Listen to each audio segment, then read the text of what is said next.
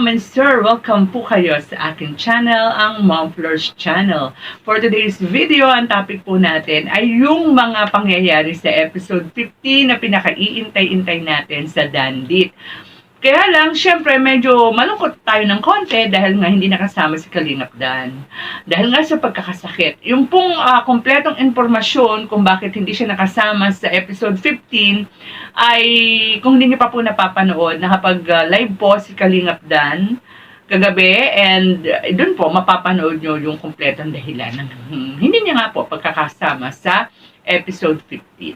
So, tulad po ng sinabi ko kanina, nakabawi naman po dahil napakaganda ng mga tanong ni Kalingap Rab at napakaganda rin ang naging kasagutan ni Medit. Alam po ninyo, hindi naman sa pagiging bias or baka sabihin ninyo dahil maraming mga supporters ng Medit ang nanonood sa ating channel, talagang personally, very satisfied po talaga ako sa mga naging sagot niya ni Medit. Alam mo talaga yung bata ay may pinanggagalingan. Ibig sabihin talagang matalino siya, no? So, maraming mga tanong, pero meron akong dalawang tanong dyan na talagang masasabi kong tumatak sa aking isipan. Kasi, no, yung tanong na kung, anong tawag dito, kung ikaw ay maipapartner sa iba, okay lang ba sa'yo ganun? Okay lang ba sa'yo kung mapapartner ka sa iba? Parang ganun, di ba? Ang sagot po ni Medit ay hindi. Kung hindi si Kalingap Dan. Tiyak ko, kayo siya na, nung sinasagot siya ni Medit, nagtitilian kayo. At may pa-matching, may pa ganyan-ganyan pa kayo, may papadyak-padyak pa rin yan. Sure ako.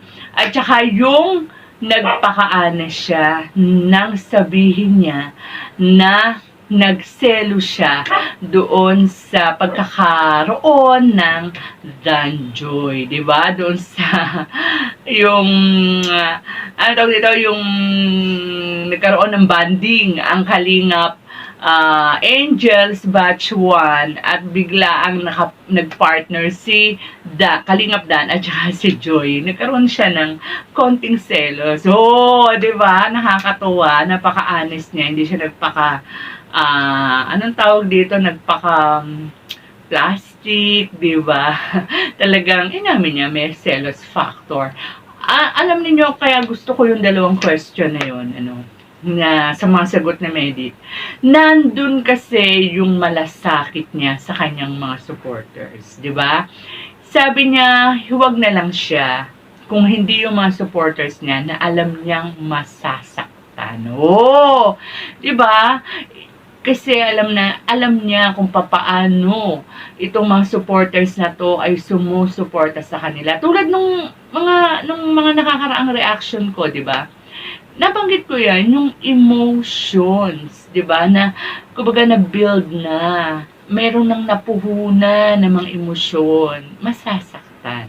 Hindi naman sa ayaw natin sa ibang partner o sa mga ibang ilalove din sa kanila, kaya nga lang, may napakarami ng mga supporters neto di ba, na talagang makikita mo through thick and thin, talagang sumusuporta, no? But, kung halimbawa namang magkakaroon talaga ng mga darating ang panahon, hindi maiiwasan. Sabi nga ni Medit, di ba? Being a professional, mapapartner sila sa iba, ayaw man nila sa hindi, wala man tayong magagawa doon kasi meron din namang mga ibang choice yung tao. Kaya lang, syempre, dapat ipapriority natin yung mga original. Ito ngang Dandit or Dadit. Yan. So, ang galing, kumbaga, kung nag-a-apply ng trabaho si Medit, tiyak, doon sa mga sagot niya, tanggap na siya. Ayan. So, yan lang po ang ating munting kwentuhan sa araw na ito. Yung mga ibang mga kaganapan pa, syempre sa Team Dadit ay ating aantabayanan, ating mamanmanan. At kung meron tayong mga nakitang dapat na bigyan ng reaksyon, bigyan po na, ay nandito lamang po ang Mom Flores Channel. So, palambing po kung hindi pa po kayo nakakapag-subscribe, pakisubscribe po at pakilike po kung naibigan ninyo ang ating munting kwentuhan sa araw na ito. Lagi po nating suportahan Kuya Val Santos Matubang, Ate Ana Vlogs, Kalingap Rab, Kalingap Dan at sa lahat po ng mga charity vlogger na totoong lumilingap sa mga mahihirap. Ingat po tayo